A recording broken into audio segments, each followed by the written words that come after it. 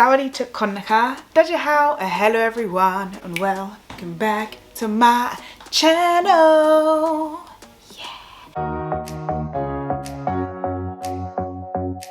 Coming bare-faced and beautiful.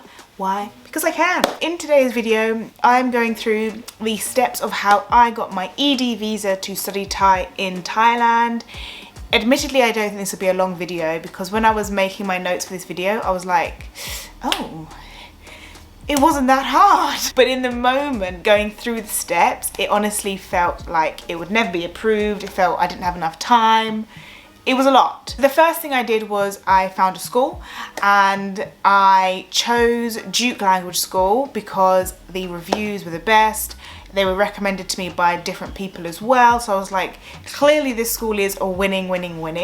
So I was like, this is the school I want to go with. And they also help with the ED visa. And I will say, because I've had a few different visa issues, they have been, I cannot express highly enough how helpful and just really helpful they have been. They do recommend that you enter into Thailand as a tourist and then you do in-country ED visa, so you just convert your visa. I understand why, it's a lot easier. However, I was unable to do that because I was on a one-way ticket to Thailand. I had already booked a one-way flight. I did not have a return date. I didn't have an open date, and I didn't want to buy a ticket to make it look like I was leaving the country because I didn't want to waste money. I'm not gonna lie, I didn't want to waste money.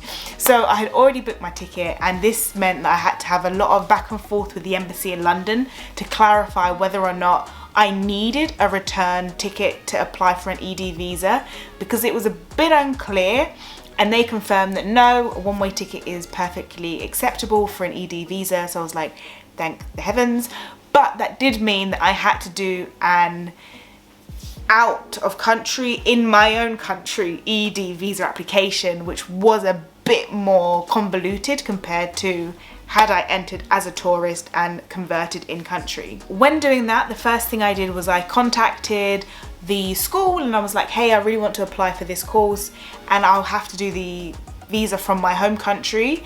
And I also contacted the London embassy to say, the London Thai embassy that is, to say, hey, I want to apply for this ED visa, what do I need? Just to confirm, because I'd already seen it on the website before. People were like, why didn't you just check the visa website? I had, but I'm a worrier. When it comes to like arranging things, I'm like, I'm gonna need that in multiple copies to make sure that all my T's are crossed and all my I's are dotted. Before I had paid for the school fees, I had loads of documents I had to send to Thailand, and this is what panicked me. So on the website, the embassy website, it says you can't apply for your visa more than 3 months before you come.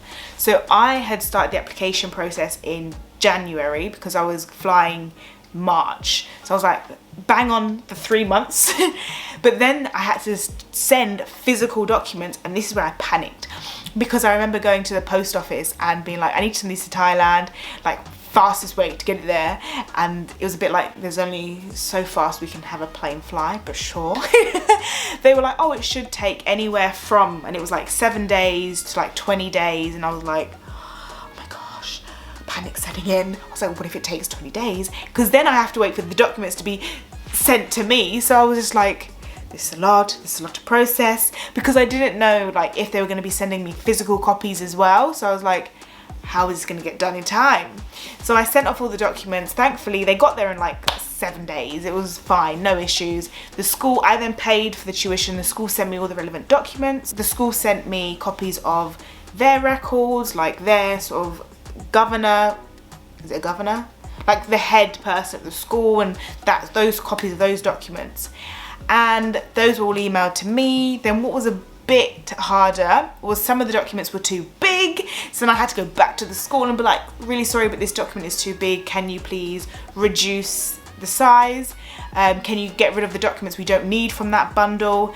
So I had all the documents I needed.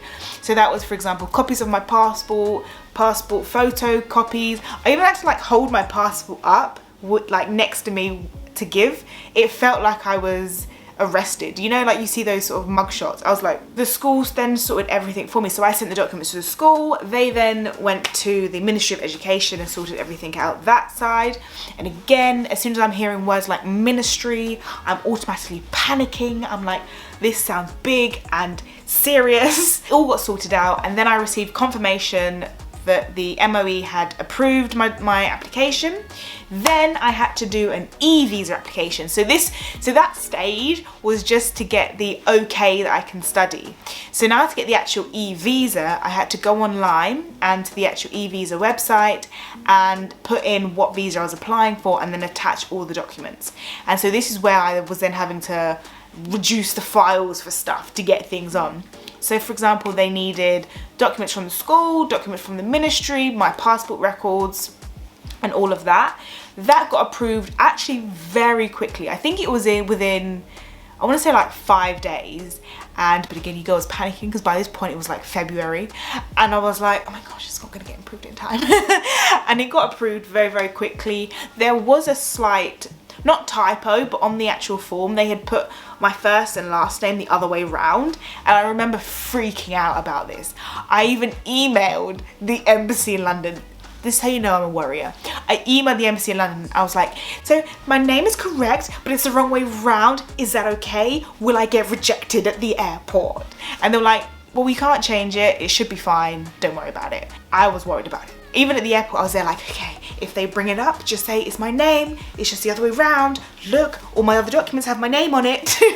After the e-visa got approved, I then, because of when I flew, had to do the Thai pass. That again got approved very quickly. Then I flew to Thailand, and when I went through immigration, I showed them a copy of my e-visa. They wanted a copy of the letter to just show that I was actually going to be studying here. And at first they did not believe me. They were like, you're really coming to study? And I was like, Chai ka,พูดภาษาไทยได้ค่ะ. And they're like, oh, okay, we see you. Well, obviously they didn't say it like that. I don't know who I suddenly thought I was.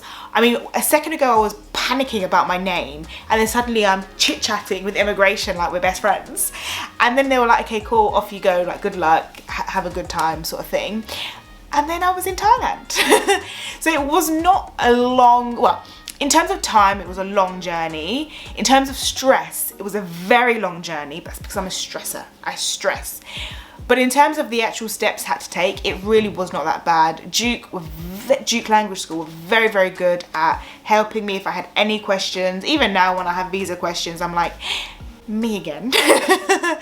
Quick question. And they're very, very helpful.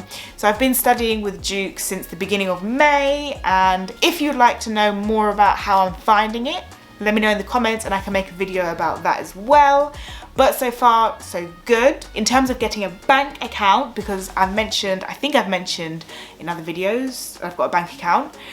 The way I have done that is I went to a few banks. They were like, no, because I'm not a university student. However, the Bank of Bangkok, my favorite bank, because they allowed me in, they gave me a bank account, and all you have to do is if you go to Duke, this is, and I assume if you go to a different school, you can do the same. Go to the reception admin, whoever does it, and say, can I have the relevant enrollment documents I need to open a bank account? And that's what I did. I went there, they gave me all the documents, went to Bangkok Bank, I was like, here you go. And they were like, perfection, here's your bank card. And I was like, hallelujah, hallelujah, hallelujah. So yes, I do have a bank account, a Thai bank account, which I'm very happy to have.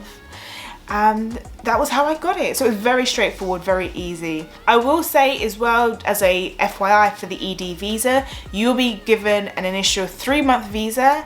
You will need to extend, and each time you extend, you can extend it for 3 months up to a maximum of 1 year. So you can only stay in Thailand for 1 year in total on an ED visa after renewing it each time.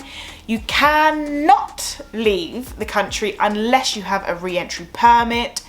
I don't know much about re-entry permits, so I can't really give you the ins and outs, but I do believe that you're allowed out for a maximum of 7 days, not including the weekend.